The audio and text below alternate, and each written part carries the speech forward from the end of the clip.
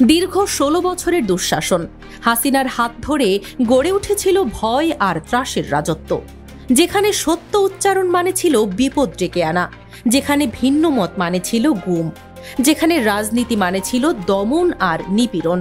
তিনি ছিলেন দেশের প্রধানমন্ত্রী, কিন্তু মানুষ তাকে চিনেছিল এক ভয়ের প্রতীক হিসেবে।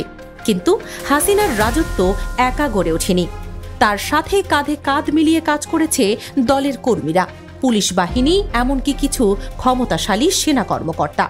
আজ সেই অন্ধকার রাজত্বের দেয়াল ভেঙে গেছে, জীবন নিয়ে পালিয়েছে হাসিনা সরকার, আর এক এক করে বেরিয়ে আসছে তার সহযোগীদের নাম। তবে সেই নামের তালিকায় রয়েছে এমন কিছু মানুষ যাদের কাছে আমাদের দেশের সার্বভৌমত্বের দায়িত্ব, যাদের কাছে দেশকে নিরাপদ মনে করে আমরা নির্ভয়ে ঘুমিয়ে যাই। সেই প্রশাসনের কর্মকর্তাদের নাম উঠে আসার সঙ্গে সঙ্গে উত্তেজনা ছড়িয়ে পড়েছে গোটা দেশে। আইনি প্রক্রিয়ায় তাদের গ্রেফতার করে প্রশাসনকে কলঙ্কমুক্ত করার দাবিতে এখন সরব সাধারণ মানুষ। জনতার সামনে স্পষ্ট বার্তা দিয়েছেন সার্জিস আলম, সোশ্যাল মিডিয়ায় সরব নাহিদ ইসলাম। দাবি একটাই, অপরাধীদের বিচারের আওতায় আনতে হবে, প্রশাসনকে রাজনীতি মুক্ত করতে হবে। বিষয়টি নিয়ে দেশে যেমন সক্রিয় তরুণরা, বিদেশে বসেও একই সুরে আওয়াজ তুলছেন অনলাইন অ্যাক্টিভিস্ট পিনাকি ভট্টাচার্য। সতর্কবার্তা দিচ্ছেন যেন কোনো মতেই তারা দেশ ত্যাগ করতে না পারে, এমনকি কোন রূপ ধারণ করে তারা পালিয়ে যেতে পারে তার সম্ভাব্য ছবি বানিয়ে পৌঁছে দিচ্ছেন তার ভক্তবৃন্দের কাছে। অন্যদিকে প্রশাসনের অভ্যন্তরে লুকিয়ে থাকা হাসিনার সহযোগীদের ব্যাপারে নিশ্চুপ আরেকজন পরিচিত অনলাইন অ্যাক্টিভিস্ট জুলকার নাইন শায়ের। বিষয়টিকে মোটেও ভালোভাবে নিচ্ছেন না তার ভক্তবৃন্দরা। ভক্তদের মধ্যে একজন লিখেন, আপনি সাহসী, যখন সবাই নিশ্চুপ ছিল আপনি কথা বলেছেন, আপনার কথায় আমরা উজ্জীবিত হয়েছি। তবে প্রশাসনে থাকা আওয়ামী সহযোগীদের ব্যাপারে আপনার নীরবতা খুবই দুঃখজনক।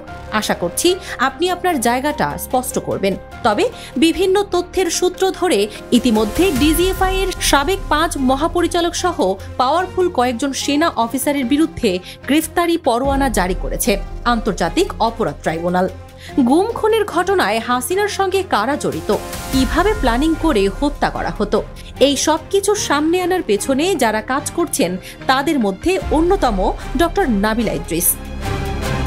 ডক্টর নাবিলা ইদ্রিস একজন সাহসী নারী, যিনি ভয় পাননি র্যাব, পুলিশ, ডিবি, এমনকি সেনা অফিসারদের বিরুদ্ধে অভিযোগ হাজির করতে। গুম হওয়া ভিকটিমদের সাক্ষ্য নিয়ে তিনি অভিযোগ তুলেছেন নির্ভয়ে। তার কারণেই আজ আলোচনায় এসেছে গুমের রহস্য। যেই সত্যকে সবাই চাপা দিতে চেয়েছিল তিনি তা টেনে এনেছেন জনতার সামনে। কিন্তু কে এই নাবিলা ইদ্রিস? 2024 সালের 8ই আগস্ট ডক্টর মোহাম্মদ ইউনূসের নেতৃত্বে গঠিত হয় অন্তর্বর্তীকালীন সরকার। এরপর গঠিত হয় হাসিনার আমলের গুম খুন তদন্তের 5 সদস্যের একটি কমিটি।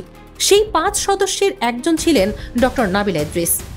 ডক্টর নাবিলা ইদ্রিস লেখাপড়া করেছেন ক্যামব্রিজ বিশ্ববিদ্যালয়ে, পরবর্তীতে শিক্ষক হিসেবে যোগ দেন ব্র্যাক বিশ্ববিদ্যালয়ে।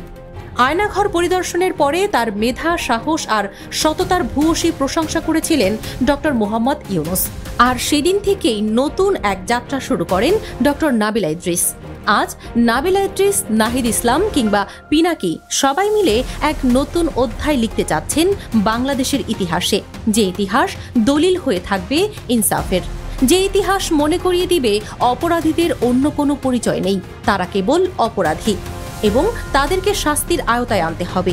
যে হাত অন্যায়ভাবে গুমের নির্দেশ দিয়েছে, যে মুখ মাজলুমকে মৃত্যুর আদেশ শুনিয়েছে, তাদের প্রত্যেককেই হাজির করতে হবে বিচারের কাঠগড়ায়।